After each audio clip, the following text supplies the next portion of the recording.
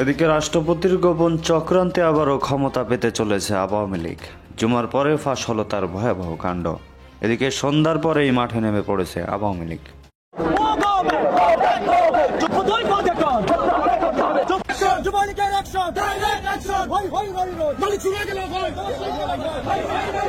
স্বাধীনতা বিরোধী চক্র ক্ষমতায় এসে মুক্তিযুদ্ধ ও স্বাধীনতা চেতনা বিনষ্ট করতে এবং বঙ্গবন্ধুর নীতি ও আদর্শকে মুছে দিতে ধারাবাহিক সংগ্রাম। এমনি তিনি রাষ্ট্রপতি হন নাই, যথেষ্ট একজন পাকা রাজনীতিবিদ তিনি। সাহসও আছে। কেউ মশাল মিছিল নিয়ে বের হয়েছিল যেন রাষ্ট্রপতি ঢুকতে না পারে। সকল কিছু মাথায় রেখে একদম 21-এর প্রথম প্রহরেই মহান শহীদ দিবসে ভাষা আন্দোলনের বীর শহীদদের প্রতি শ্রদ্ধা নিবেদন করেছেন। রাষ্ট্রপতি শাহাবুদ্দিন যখন শ্রদ্ধা নিবেদন করছিলেন তখন পাশেই বিক্ষোভ চলছিল। বিক্ষোভ মিছিল থেকে আওয়াজ উঠছিল, গো ব্যাক টু। 6 মাসে অনেক কিছু বদলেছে বাংলাদেশে, কিন্তু বহিষ্কৃত প্রাক্তন প্রাইম মিনিস্টার শেখ হাসিনার বাসস্থান গণভবনের জন্য সময় থমকে আছে। নথিতে দেখা যায় হাসিনার প্ল্যান ছিল দিদি হেফাজত। দর্শক, দেশ প্রবাস দূরে কিংবা কাছে বসে যারা আমাদের দেখছেন, আশা করি সবাই ভালো আছেন। দর্শক, এই মুহূর্তে পাওয়া এই বছরের সব থেকে গরম এবং গুরুত্বপূর্ণ সংবাদ। দর্শক, রাষ্ট্রপতির চক্রান্তে আবারও বাংলাদেশে ক্ষমতা পেতে চলেছে আওয়ামী লীগ বা শেখ হাসিনার দল। দর্শক, কি হতে চলেছে? ভয়ানক কিছু কাণ্ড ঘটা শুরু করেছে রীতিমতো। রাষ্ট্রপতি শিহাবুদ্দিন চুপ্পুকে নিয়ে কিন্তু গত 2-1 দিন সারা বাংলাদেশে তোলপাড় চলতেছে। এবার সেই তোলপাড়ে আবারও ঘি ঢেলে দিল জুমার পরে। এমন কিছু কাণ্ড ঘটিয়েছে যেটা দেখলে অবাক হবেন, এবং সেটাকে কেন্দ্র করে সন্ধ্যার পরে পুলিশের ব্যারিকেড ভেঙে রাজপথে নেমে পড়েছে আওয়ামী লীগ, ছাত্রলীগ সহ আওয়ামী লীগের অঙ্গ সংগঠনের নেতাকর্মীরা। কোনো কিছুর ভয় পাচ্ছে না তারা। চলুন দর্শক, আমরা বিস্তারিত স্ক্রিন থেকে আমরা দেখে আসি যে কি হচ্ছে বাংলাদেশে। তার আগে ছোট্ট করে 40 সেকেন্ডের একটা বিজ্ঞাপন দেখব। আশা করি সঙ্গেই থাকবেন এবং তারপরে আমরা বিস্তারিত দেখব। যারা বিজ্ঞাপন না দেখবেন তারা ভিডিওটি টেনে মূল ভিডিওগুলো দেখবেন। তো দর্শক, চলুন দেখে আসা যাক।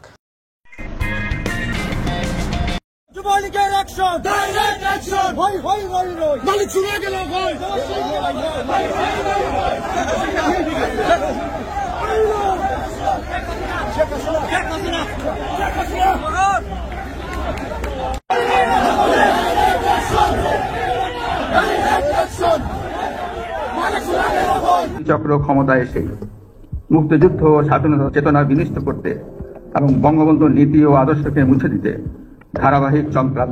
রাষ্ট্রপতি শাহাবুদ্দিন চুপ্পু বলেন, যারা মুক্তিযুদ্ধের ইতিহাসকে বিশ্বাস করে না, বঙ্গবন্ধুকে স্বীকার করে না, তাদেরকে ঘৃণা করতে হবে। তাদের হুঁশিয়ারিমূলক বক্তব্যকে রুখে দিতে হবে। মুক্তিযুদ্ধ বিরোধী শক্তি যতই বাধা সৃষ্টি করুক না কেন, তাদেরকে বিরোধিতা করব, প্রতিহত করব। এছাড়া রাষ্ট্রপতি আর বলেন, এমন কোন শক্তিকে ক্ষমতা দিলে চলবে না যারা মুক্তিযুদ্ধের বিরোধিতা করে। মুক্তিযুদ্ধের চেতনায় সারা বাংলাদেশের মানুষকে যদি একত্রিত করে মার্চ ফরওয়ার্ড, তাহলে আমাদেরকে আর কেউ দামায় রাখতে পারবে না। আমাদেরকে কেউ দামায় রাখতে পারবে না। আসলে তো কেউ দামায় রাখতে পেরেছে। যথেষ্ট বিচক্ষণ একজন ঘাঘু প্লেয়ার। এমনি তিনি রাষ্ট্রপতি হন নাই। শেখ হাসিনার দয়া ছিল, শেখ রেহানার দয়া ছিল, সেটা আলাদা। বাট এর বাইরেও যথেষ্ট একজন পাকা রাজনীতিবিদ তিনি। সাহসও আছে। একবার যখন বক্তব্য দিচ্ছিল তখন সম্ভবত সুনামির খবর না কি জানি আসছিল, তিনি বলছেন আমি তো সুনামি উড়াবো। কলিজা আছে, কলিজা যে কিছুটা আছে। গতকালকের ঘটনায় আমরা দেখলাম আরেক ঘটনা। আজকে মহান 21শে ফেব্রুয়ারি। তো মহান 21শে ফেব্রুয়ারির একদম প্রথম প্রহরে শহীদ মিনারে যেন রাষ্ট্রপতি না যায়, গত 24 ঘন্টা যাবৎ বৈষম্য বিরোধী আর বিভিন্ন সংগঠন, বিভিন্ন নামে বেনামে প্রতিষ্ঠানগুলো তারা রাস্তায় কেউ অবস্থান করছিল। গভীর রাতে কেউ মশাল মিছিল নিয়ে বের হয়েছিল যেন রাষ্ট্রপতি ঢুকতে না পারে। এমনকি তাকে সেখানে অবাঞ্ছিত ঘোষণা করা হয়েছিল। বাট ফাইনালি নানান ধরনের ঝক্কি ঝামেলা নিয়ে মব হইতে পারে, যে কোনো সময় যে কোনো পরিস্থিতি হইতে পারে, পিনাকিদা বুল্ডোজার ঝড় উড়াইতে পারেন। সকল কিছু মাথায় রেখে একদম 21-এর প্রথম প্রহরেই মহান শহীদ দিবসে তিনি আপনার শহীদদের প্রতি, ভাষা আন্দোলনের বীর শহীদদের প্রতি শ্রদ্ধা নিবেদন করেছেন। 12টা 1 মিনিটে কেন্দ্রীয় শহীদ মিনারে পুষ্পস্তবক অর্পণ করেছেন তিনি। আর কড়া নিরাপত্তা ছিল। রাষ্ট্রপতির গাড়ি বহজন শহীদ মিনার এলাকায় আসার পরপরই উপস্থিত শিক্ষার্থী জনতা সেখানে স্লোগান দিচ্ছিলেন, বিক্ষোভ করছিলেন, পুলিশের ব্যারিকেড ভাঙার চেষ্টা করছিলেন। ইভেন স্লোগানও ছিল, go back Chuppu, go back Chuppu. বিক্ষোভকারীদের যে অভিযোগ যে জুলাই আগস্ট যে ঘটনা হয়েছে এখানে তার সমর্থন ছিল, তিনি কোনো ধরনের প্রতিবাদ করেননি। আর সবার একটা বক্তব্য ছিল, এখানে চুপ্পুর সামনে পদত্যাগ করে বিচারের মুখোমুখি হওয়া ছাড়া আর কোনো উপায় নেই। কারণ 2024 সালের নির্বাচনকে বৈধতা দিয়ে শেখ হাসিনা সরকারের শপথ পড়িয়ে তার সকল কাজের বেআইনি অনুমোদন দিয়েছিলেন এই রাষ্ট্রপতি। তো এরপরেও তিনি এই যে এত কিছুর মধ্যে দিয়ে সেখানে গেলেন, সর্বপ্রথম ক্রেডিটটা হচ্ছে আমাদের আইন শৃঙ্খলা বাহিনীর, সেনাবাহিনীরও। অবশ্যই প্রধান উপদেষ্টার নির্দেশ ছিল যেন কড়া নিরাপত্তা, নিশ্চিত নিরাপত্তা রাষ্ট্রপতির জন্য নিশ্চিত করা হয়। কারণ রাষ্ট্রপতির বাটে পাইলে অথবা ওনার সুযোগে পাইলে যে কোনো একটা মব ঘটবে। বাট সেনাবাহিনীর কড়া নিরাপত্তা, আইন শৃঙ্খলা বাহিনীর কড়া নিরাপত্তায় তিনি শহীদ মিনারে গেছেন, ফুলও দিচ্ছেন, ছবিও তুলছেন, এক পাশে স্লোগান হচ্ছিল। বাট তিনি তার চেহারা দেখা ঘাবড়াইছেন, মনে হয় তোমার একটা মন খারাপ ছিল যে একজন রাষ্ট্রপতি ফুল দিচ্ছে, অপরদিকে ছাত্ররা প্রতিবাদ করছে, আওয়াজ তুলছে, তাকে নিয়ে কথা বলছে। কোথাও না কোথাও বিষয়টা কিন্তু আসলে সুখকর না। তবে যারা বিশ্লেষক আছেন তারা বলছেন যে ভাই, রাষ্ট্রপতি শাহাবুদ্দিন চুপ্পু সাধারণ কোনো খেলোয়াড় না, তিনি আগাগোড়া একজন পলিটিশিয়ান, সো তার কলিজা আছে। রাষ্ট্রপতি শাহাবুদ্দিন যখন শ্রদ্ধা নিবেদন করছিলেন তখন পাশেই বিক্ষোভ চলছিল। বিক্ষোভ মিছিল থেকে আওয়াজ উঠছিল, গো ব্যাক চুপ্পু।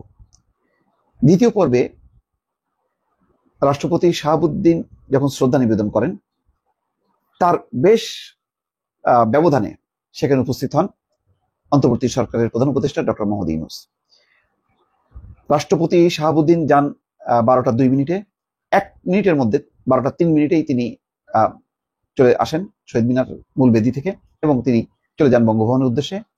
আর অন্তর্বর্তী সরকারের প্রধান উপদেষ্টা তিনি আসেন 12টা 12 মিনিটে এবং তিনি যখন আসেন তখন একেবারে তার সঙ্গে উপদেষ্টা পরিষদ সহ একটা বেশ দলে বলে লোকজন ছিল।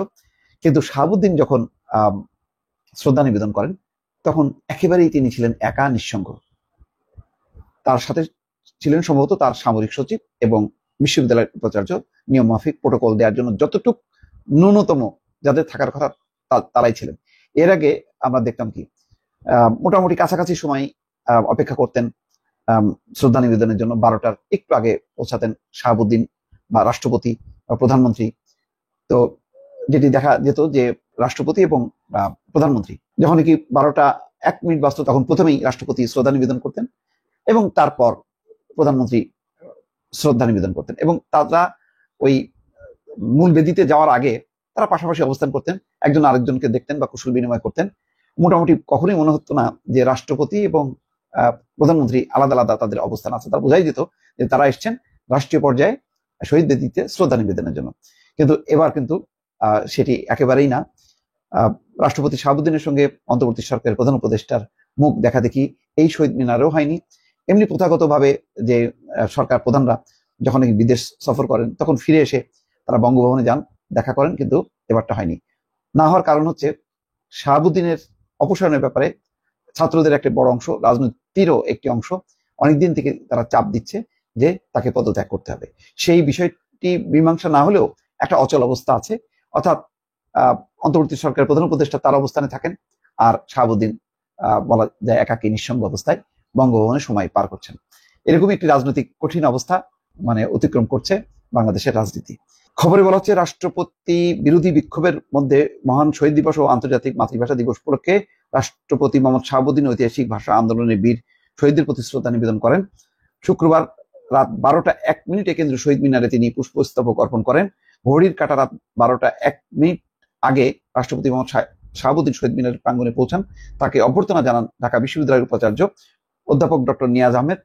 এদিকে কড়া নিরাপত্তায় রাষ্ট্রপতির গাড়িবহর শহীদ মিনার এলাকায় আসার পরপরই উপস্থিত শিক্ষার্থী জনতা বিক্ষোভ শুরু করেন। এই সময় গো ব্যাক চুপ্পু স্লোগান দেওয়া শুরু করেন তারা।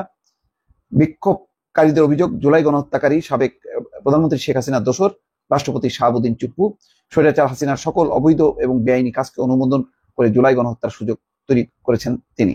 যাক, বিপ্লবী ছাত্র পরিষদের আহ্বায়ক আব্দুল ওয়াহেদ তার নেতৃত্বে এই বিক্ষোভ হয়েছে এবং তার আগে তারা রাজু ভাস্কর্যের সামনে ওখানে অবস্থান নেন এবং তারা বলেছেন যে রাষ্ট্রপতি শাহাবুদ্দিনের শহীদ মিনারের আগমনটা প্রতিহত করা হবে। তো প্রথমে তারা সেখান থেকে মিছিল নিয়ে আসার চেষ্টা করেন, বাধা দেওয়া হয়, পরে অবশ্য তাদেরকে ছেড়ে দেওয়া হয়, কিন্তু তারা দূরত্বে বিক্ষোভ করতে থাকেন। ওই বিক্ষোভের মধ্যে খুব অল্প সময়ের মধ্যেই শাহাবুদ্দিন সেই রাষ্ট্রীয় কাজটি সম্পন্ন করে তিনি যথারীতি বঙ্গভবনে যান।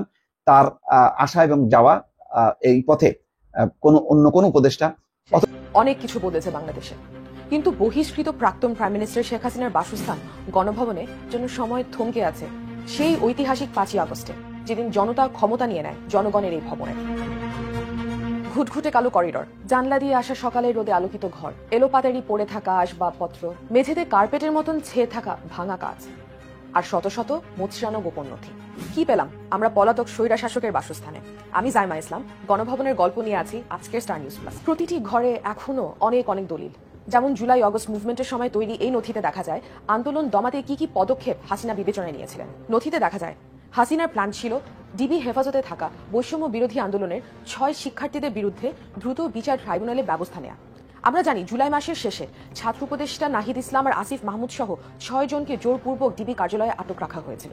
একই সাথে হাসিনাকে পরামর্শ দেওয়া হয়েছিল গণগ্রেফতার হওয়ার সকল শিক্ষার্থীদের বিরুদ্ধে দ্রুত বিচারিক ব্যবস্থা নিতে। নথিতে এও দেখা যাচ্ছে যে অবসরপ্রাপ্ত লেফটেন্যান্ট জেনারেল আকবর হোসেন, যিনি ডিজিএফআই এর প্রাক্তন ডিরেক্টর জেনারেল, ওনাকে আন্দোলন দমানোর দায়িত্ব দেওয়ার কথা বলা আছে। গত মাসে আকবরের বিরুদ্ধে গ্রেফতারি পরোয়ানা জারি করেছে আন্তর্জাতিক অপরাধ ট্রাইব্যুনাল। নথিতে এও বলা ছিল যে ফেসবুকে নজরদারি বাড়াতে হবে এবং একই সাথে সরকারের জন্য আপত্তিকর কন্টেন্ট সরাতে হবে। আরেকটা প্ল্যান ছিল হুন্ডি ব্যবসায়ীদের চিহ্নিত করা, যারা আন্দোলনকে স্পন্সর করার জন্য টাকা নিয়ে আসছিলেন দেশে। আরেক নথিতে দেখা যাচ্ছে কাদের উপর সরকার নাশকতা করার সন্দেহে নজরদারি করছিল। সাবেক আইজিপি বেনজির আহমেদ আর ক্রিকেটার সাকিব আল হাসানের বিরুদ্ধে গোপনীয়তার সাথে অভ্যন্তরীণ তদন্ত করার পরামর্শ দেওয়া হয় এই নথিতে। এখানে আরও ছিল ইসলামী ব্যাংক হাসপাতাল উত্তরা শাখার নাম। তাদের বিরুদ্ধে অভিযোগ যে তারা বিনামূল্যে আন্দোলনকারীদের চিকিৎসা দিচ্ছে। খুবই আশ্চর্যজনকভাবে আমরা হাসিনার বেডরুমে একটা প্রিন্ট আউট পাই, যেখানে লেখা ছিল কোরআন এবং হাদিসে মানুষ খুন নিয়ে কি বলা আছে। এখানে উল্লেখ করা প্রয়োজন যে জুলাই অগস্ট গণঅভ্যুত্থানে 1400 মানুষ শহীদ হয়। আওয়ামী লীগ পার্টির অনেক অনেক নথি ছিল গণভবনে। একটা নথি পেলাম যেখানে হিসাব রাখা হচ্ছিল কোন এমপি মন্ত্রী কত টাকা দিচ্ছে পার্টি ফান্ডে। যেরকম প্রাক্তন রেলমন্ত্রী জিল্লুল হাকিম দিয়েছেন 50 লক্ষ টাকা, এমপি কামরুল ইসলাম দিয়েছেন 20 লক্ষ, সাইফুজ্জামান চৌধুরী জাবেদ প্রাক্তন ভূমিমন্ত্রী উনি দিয়েছিলেন এককালীন 1,42,000 টাকা। একই সাথে 28 জন সংরক্ষিত আসনের মহিলা এমপিরা দিয়েছিলেন 2.5 কোটি টাকা। শেখ হাসিনার ঘরে পড়ে থাকা নথিগুলো দেখে আমরা যেটা বুঝতে পারি সেটা হচ্ছে যে সে বিএনপিকে নিয়ে এক প্রকার অবসেসড ছিল।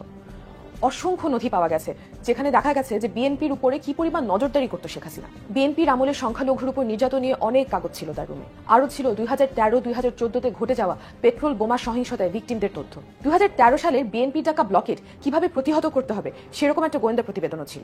যদিও আমরা জানি না কোন ঘরগুলো কার ছিল, কিন্তু মাটিতে পড়ে থাকা ডকুমেন্টস থেকে তা কিছুটা অনুমান করা যায়। যেমন পুতুলের ঘর ছেয়েছিল অটিজম সংক্রান্ত কাগজে, জয়ের ঘরে ছিল তার ফেলে যাওয়া একটা শার্ট এবং ডিজিটাল সিকিউরিটি অ্যাক্ট নিয়ে অনেক নথি। আমরা গণভবনের মেডিকেল সেন্টারে হাসিনা এবং তার বোন শেখ রেহানার অসংখ্য মেডিকেল রেকর্ড পাই, কিন্তু দুটো কাগজ আমাদের চোখে ধরে। দুটো কোভিড অ্যান্টিবডি টেস্ট, যার দুটোই পজিটিভ রেজাল্ট। হাসিনার কি তাহলে কোভিড হয়েছিল? তবে একটা কথা এখানে বলতেই হবে, হাসিনা তার মৃত্যু নিয়ে এক প্রকার প্যারানয়েড ছিলেন। যেরকম উনি ওনার পানির সাপ্লাই সময় সময় রাসায়নিক টেস্ট করাতেন, তার বাসস্থানের প্রতিটি দেয়াল ছিল বুলেট প্রুফ। এমনকি তিনি গণভবনে ওঠেনও কিন্তু নিরাপত্তার কথা চিন্তা করেন। 2001 সালে তিনি আইন পাশ করেন যেটা দ্বারা মুজিব পরিবার রাষ্ট্রীয় নিরাপত্তা পাওয়ার এখতিয়ার পায়। এই মোতাবেক উনি 1 টাকায় গণভবন লিজ নেন। নথিগুলো থেকে এটা স্পষ্ট যে সরকারি ক্ষমতার কেন্দ্রবিন্দু ছিল এই ভবন। এখান থেকে নেওয়া হতো সকল গুরুত্বপূর্ণ সিদ্ধান্ত যা গত 15 বছর ধরে বাংলাদেশের প্রতিটি নাগরিকের জীবন ডিটারমাইন করেছিল। একদিন এই ভবনের ভাঙা কাজ, ধুলো ময়লা পরিষ্কার করে তৈরি করা হবে ঝকঝকে জুলাই স্মৃতি জাদুঘর।